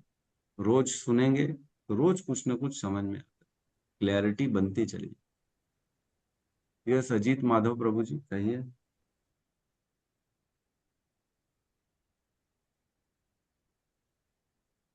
प्रभु जी ये सेकंड कैंटो पे थोड़ा बहुत गुई है लग रहा है प्रभु जी। इसको समझने में और कैंटो की अपेक्षा लग रहा है। अभी तो और हम लोग पढ़े नहीं, लेकिन इसमें बहुत मतलब टिपिकल लग रहा है प्रभु जी।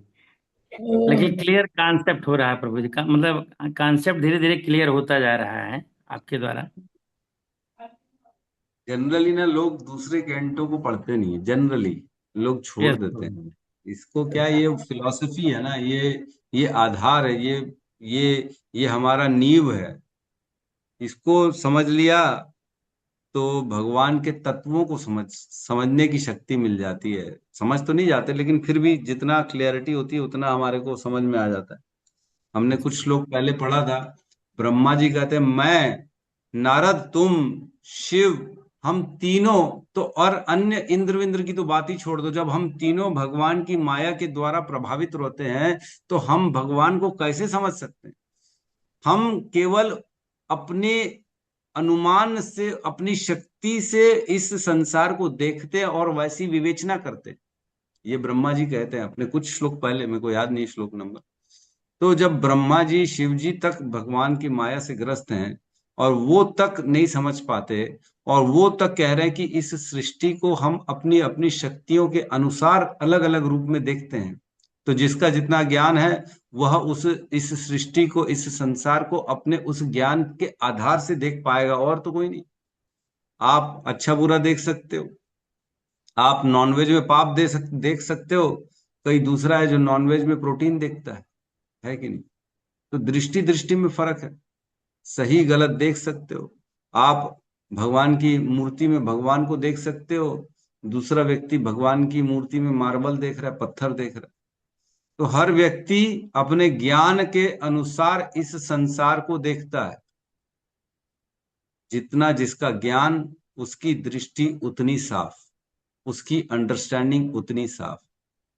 तो जितना हम पढ़ते हैं, और खास तौर से ये सेकंड कैंटो, तो जैसे प्रभु जी ने कहा बहुत बहुत गहरा है कैंटो, और बहुत आनंद भी आ रहा है इसको पढ़ के, है कि नहीं? पता नहीं कुछ लोगों को हो सकता है नहीं भी आ रहा हो मैंने लेकिन आ तो। प्रभु जी सब काम है। क्या कह रहे हैं? ये कॉन्सेप्ट क्लियर होना बहुत जरूरी था, इस नाते प्रभु जी इसको आपने बहुत समय देके बहुत बढ़िया से पढ़ाया, बहुत बढ़िया से हम लोगों को सिखाया। अगर इसमें जल्दबाजी हो जाती तो फिर कॉन्सेप्ट क्लियर ना हो पाता प्रभु। बिल्कुल सही कह रहे हैं, कंसेप्ट क्लियर होगा। यस सावित्री माता जी कहिए। हरे कृष्ण प्रभु जी, दंडवत प्रणाम। मेरा प्रश्न तो नहीं है, पर मैंने कहीं सुना था कि हम कथा भागवतम सुनने जाते हैं, जैसे अपने प्रसाद मुकुंद जी का चलता है, प्रभु जी का भजन वजन भी चलता रहता है, और मैंने देखा भी है प्रभु उसमें, तो बहुत लोग बैठे बैठे मस्त सो जाते, इतने भजन में भी सोते हैं जैसे आपने बताया। तो वहाँ बताया था कि भागवत कथा शुरू होने से पहले कलयुग महाराज जो आज जाते हैं और पूरा पंडाल में ये बिछा देते हैं अपना, जैसे होल होल रहता है ना, कंबल टाइप, और बोलते हैं जो आते हैं उनके ऊपर डाल देते हैं दिमाग पर, वो सो जाते हैं, और ये जो जागते हैं उनको पता भी चलता है, तो बाहर निकलते सब खत्म हो जाता है। क्या ये सही है प्रभु जी? अभी पता नहीं मेरे को कलयुग महाराज सुनने ही नहीं देते हैं ना, बोलते हैं उनको ग्रहण नहीं करने देते, जो ग्रहण भी करते हैं वो बाहर निकले पंडाल से क्या उनका गायब हो जाता है। और सच में प्रभु जी, आज तक हमें भी नहीं पता था, जितना आपके क्लास से सुनने लग गए, अभी भागवतम क्लास से जुड़े तो थोड़ा मालूम पड़ा, तो हमें भी नहीं मालूम पड़ा था, इसलिए पूछ रही हूँ मैं। देखो ये मेरे ख्याल से अपने अपना तरीका है समझाने का, कि कलयुग आके वहां पे बिछा के जा रहे हैं और लोगों को जो है नहीं समझने के लिए वो निद्रा को भेज रहे हैं, ऐसा ऐसा ये एक्सप्लेन करने का तरीका है। कलयुग का प्रकोप तो चल ही रहा है, और माया तो चाहती है कि हम कभी आध्यात्म में आगे ना बढ़े, भक्ति के गूढ़ रहस्यों को, जो कॉन्फिडेंशियल चीजें उसको ना समझें। माया तो चाहती है कि केवल हम माया में रहें और अपने टाइम को, अपने जीवन को, पूरे समय को खत्म कर दें। इसलिए नींद को भेज देते हैं, है ना, आलस को भेज देते हैं, और कलयुग वैसी बुद्धि को विचलित कर देता है ताकि समझ में ना आए। तो ये सब एक्सप्लेन करने का तरीका हो सकता है कि ऐसा कर देते हैं, ऐसा कर देते हैं। बाकी मतलब ऐसा मैंने एग्जैक्टली कहीं पढ़ा नहीं कि कलयुग आता है और ऐसे कंबल बिछा के जाता है, ऐसा पढ़ा नहीं। उन्होंने ऐसा ही बताया था कि मतलब जो हाँ, ग्रहण भी करते हैं वो बाहर निकल जाते हैं, बाहर निकले पंडाल से क्या वो भूल जाते हैं, उसको ग्रहण नहीं कर पाते। मैंने बोला था, तो देर मैं बोला शायद सही होगा, इसलिए प्रभु जी को पूछती हूँ मैं। हाँ, तो भाई ओवरऑल है तो यही ना, सही तो है ना।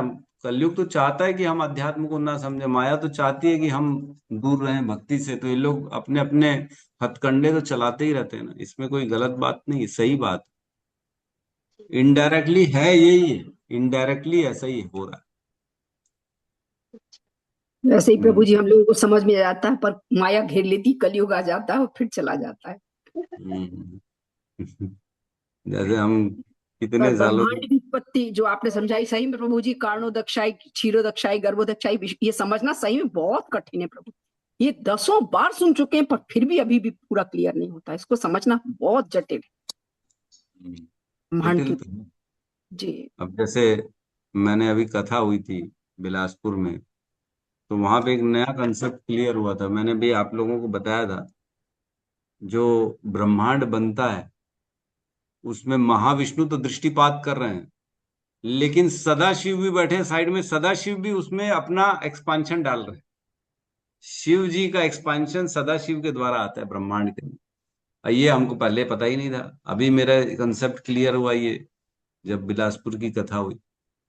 पहले कहाँ पता था कि शिव कैसे प्रवेश करते। सदाशिव जो है, सदाशिव का अंश जो है वो भी ब्रह्मांड में, जैसे महाविष्णु दृष्टिपात करते हैं वैसे वो भी डालते हैं। तो ये नई नई चीजें रोज कुछ ना कुछ नया नया कंसेप्ट क्लियर होता है, जितना सुनते हैं उतना क्लियर होता और प्रभु जी जो आप बोल रहे थे दारू पी के गड्ढे में गिर गया था, तो ये हमारे सामने की बात है। हमारे, हम जो भी रहते थे उधर 83 84 में बॉम्बे में, मतलब उल्लासनगर में, एक बाजू में सुबह ही उठ के वो दारू पीने जाता था प्रभु जी, सुबह दारू पी के, और गिर के गटर में से गिर के आता था, उसके अंग पर केचुआ, मतलब गांडुल बोलते हैं मराठी में, केचुआ रेंगता था, और ये गाली देते हुए सबको जाने का प्रभु जी पता नहीं क्या स्वर्ग मिलता है उन लोग। है जहाँ न पहुंचे रवि वहां पहुंचे कवि। अपने आप तो रास्ता छोड़ देते थे, हट जाओ आ गए हैं करके। अभी रहना है बाजू में तो रहना ही पड़ता था, तो क्या करते, सब अपना अपना रास्ता छोड़ देते थे। एकदम बादशाह बन के आता था, शरीर पर कीड़े रेंग रहे। यस, आप एक और हैंड रेज है, आपका नाम दिख नहीं रहा, गैलेक्सी के नाम से आपका हैंड रेज है। कौन है आप? प्रभु जी, माता जी जो भी हैं। हरे कृष्ण प्रभु जी, सादा प्रणाम। हरे कृष्णा। कमल लता माता जी कहिए। प्रभु जी आप बोले माया, तो आपकी आवाज तो बहुत कम आ रही है, सुनाई नहीं दे रहा। मैंने कहा प्रभु जी आप बोले मायापन को वो करती है, पूजा भक्ति यानी भगवान की भक्ति में नहीं आने देती है। तो मैं तो रोज माया से कहती हूँ आप मुझसे दूर रहो, मुझे भगवान की भक्ति करने दो। पर ऐसी क्यों है कितनी प्रबल की वो भगवान की भक्ति नहीं करने देती है प्रभु जी। माया को बोलने से थोड़ी दूर हो जाएगी। भगवान की भक्ति करने से माया दूर होगी। माया को विनती करेंगे कि माया तुम दूर रहो, तो थोड़ी दूर रहेगी वो। प्रभु जी लेकिन वो तो बीच वो आ ही जाती है ऊपर, कितने भी सोचो भक्ति करो कुछ हाँ, नहीं। तो सबके पास आ ही रही है ना, आज हमारे पास भी तो माया आ ही रही है। दिन भर तो माया में रहते हैं हम, क्या करते हैं और क्या। दिन भर सुबह का समय बस भक्ति करी, प्रवचन दिया, फिर तो दिन भर माया में ही है और क्या। फिर मेरा तेरा चल जाता है, अपना पराया, अच्छा बुरा सब चलता है। माया में तो हम सभी हैं, हम कौन से माया से दूर हैं। प्रयास कर रहे हैं कैसे भी करके भगवान की भक्ति, भगवान का स्मरण दिन भर रहे, ताकि जितना भगवान के स्मरण शरण में रहेंगे उतना माया से दूर रहेंगे। तो जितना आप भगवान का स्मरण करते हैं उतना आप माया से दूर रहते तो माया ही तो स्मरण नहीं करने देती ना प्रभु जी। कोशिश करो तो वो माया बीच में आ जाएगी तो स्मरण हैं। आपकी चले। आवाज माता जी एकदम कम आ रही, सुनाई नहीं दे रहा। हमने कहा माया ही स्मरण नहीं करने देती है, माया ही स्मरण नहीं करने देती है। स्मरण करो तो कुछ नहीं, नहीं माया में ये नहीं कि हमें पैसा या ये सब घर अर्दार से, यानी कहीं ना कहीं मन भटकता रहता है, ऐसा तो कैसे। माया और हमारे, यही तो लड़ाई चलती है ना, माया के साथ ही तो लड़ाई चल रही दिन भर। वो चाह रही कि हम स्मरण न करें, और हमको इस ज्ञान के द्वारा, गुरु की शिक्षा के द्वारा प्रयास करते रहना चाहिए कि मैं भगवान का स्मरण करूं। तो लड़ाई तो दिन भर चलती रहती है माता जी, माया के साथ चलती रहेगी दिन भर का। ये है ही है माया, क्योंकि बहुत शक्तिशाली है, हम बहुत कमजोर हैं। तो माया का काम है और प्रयास है, और वो खींचती भी है। लेकिन हम प्रयास करेंगे, धीरे धीरे धीरे धीरे भगवान की कृपा होगी तो एक ना एक दिन जीत जाएंगे। जी प्रभु जी, हरे कृष्ण प्रभु जी, साधन। हरे कृष्ण। यस, बहुत बहुत धन्यवाद। ठीक है, तो बहुत बहुत धन्यवाद सभी का यहाँ पे आज की। हरे कृष्ण प्रभु जी। हाँ, हरे कृष्ण माता जी ठीक कहिए। है, भक्त जुड़े हैं कालिंदी यमुना देवी दासी के नाम से। हरे कृष्णा। यस, कालिंदी यमुना माता जी सुन पा रही हैं आप? कृष्णा हरे कृष्णा हरे हरे कृष्णा कृष्णा हरे कृष्ण कृष्णा कृष्ण कृष्ण हरे कृष्णा हरे हरे हरे, कृष्ण हरे हरे हरे राम राम हरे हरे राम राम राम हरे राम राम, हरे राम हरे। राम हरे हरे। हरे कृष्णा ग्रंथराज श्रीमद् भागवतम की जय। जय जय समस्त भक्त वृंद की जय। जय। जय जगत गुरु शील प्रभुपाद की जय। जय जय। गौर प्रेमानंदे हरि हरि हरे बोल। हरे हरे बोल। हरि हरि बोल। कृष्ण प्रभु की दंडवत प्रणाम। हरे हरे कृष्णा प्रभु हरे दंडवत कृष्णा प्रणाम। प्रभु जी दंडवत प्रणाम। हरे हरे कृष्ण प्रभु जी दंडवत प्रणाम। धन्यवाद प्रभु जी। हरे कृष्ण।